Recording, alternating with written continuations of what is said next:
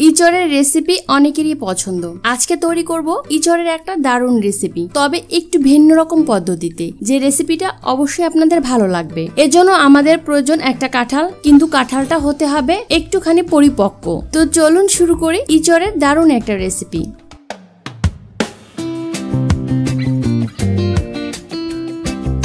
আমি ঠিক এরকম একটা পরিপক্ক কাঁঠাল নিয়েছি। এবার কাঁঠালটা আমি কেটে নিব। কাঁঠালের কোষ এবং বীজগুলো আমি আলাদা করে নিয়েছি, আর কোষটা দেখে বুঝতে পারছেন ঠিক এরকম। আর ভিতরের যে হলুদ অংশটা আছে সেটাও আমি বের করে ফেলে দিয়েছি। কাঁঠালের বীজগুলো আমি খুব ভালোভাবে প্রসেসিং করে নিয়েছি। আর আজকে ঠিক কাঁঠালের কোষ এবং এই বীজগুলো দিয়েই ইচড়ের রেসিপিটা করব। রান্নার জন্য আজকে কাঁঠালের কোষ এবং বীজের সঙ্গে আমি চৌকা করে আলু কেটে নিয়েছি। এবার চলে যাচ্ছি মূল রান্নায়। প্যান গরম হলে এর মধ্যে দিয়ে দিচ্ছি সরিষার তেল 4 টেবিল চামচ এবং দিয়ে দিলাম জিরার ফোড়ন।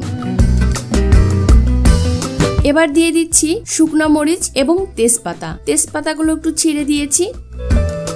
এখানে আমি নিয়েছি পেঁয়াজ, মাঝারি সাইজের 4টি। পেঁয়াজগুলো দিয়ে নেড়েচেড়ে একটু ভেজে নিচ্ছি।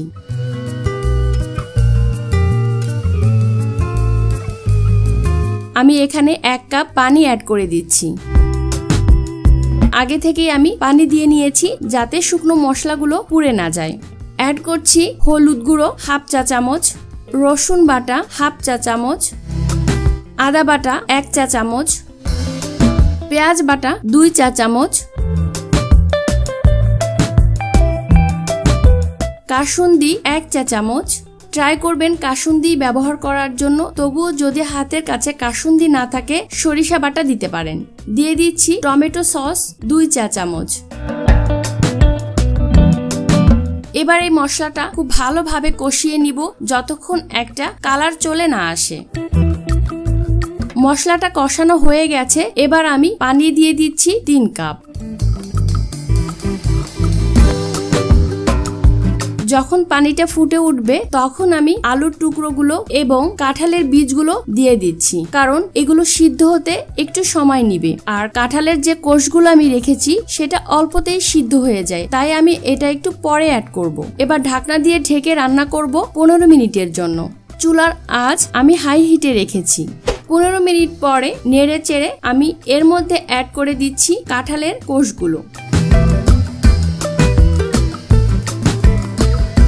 এবার নেড়ে চেড়ে সবকিছুর সঙ্গে খুব ভালোভাবে মিশিয়ে দিচ্ছি। ঢাকনা দিয়ে ঢেকে দিলাম আর ঢেকে রান্না করব আরো 10 মিনিট। 10 মিনিট পরে ঢাকনা খুলে আমি একটু নেড়ে চেড়ে দিচ্ছি। এবার এর মধ্যে অ্যাড করছি এলাচ পাউডার সামান্য পরিমাণে। যদি এলাচ পাউডার না থাকে তাহলে আপনারা গোটা এলাচও ব্যবহার করতে পারেন। আরও অ্যাড করছি ভাজা জিরের গুঁড়ো 1/2 চা চামচ। নেড়ে চেড়ে মিশিয়ে ঢাকনা দিয়ে ঢেকে রাখবো আরো 1 থেকে 2 মিনিটের জন্য। এরই মধ্যে রান্নাটা কমপ্লিট হয়ে গেছে। এবার আমি নামিয়ে সার্ভ করব। খুব সহজে রেসিপিটি বাসায় তৈরি করে নিতে পারেন এবং একবার হলে ট্রাই করে দেখতে পারেন। আশা করছি রেসিপিটি আপনাদের ভালো লেগেছে। আর যদি ভালো লেগে থাকে লাইক কমেন্ট দিয়ে তনু কুকিং হাউজের সঙ্গেই থাকুন। আবার আসবো নতুন কোনো রেসিপি নিয়ে। সে পর্যন্ত সবাই ভালো থাকুন, সুস্থ থাকুন। শুভকামনা জানিয়ে বিদায় নিচ্ছি। বাই।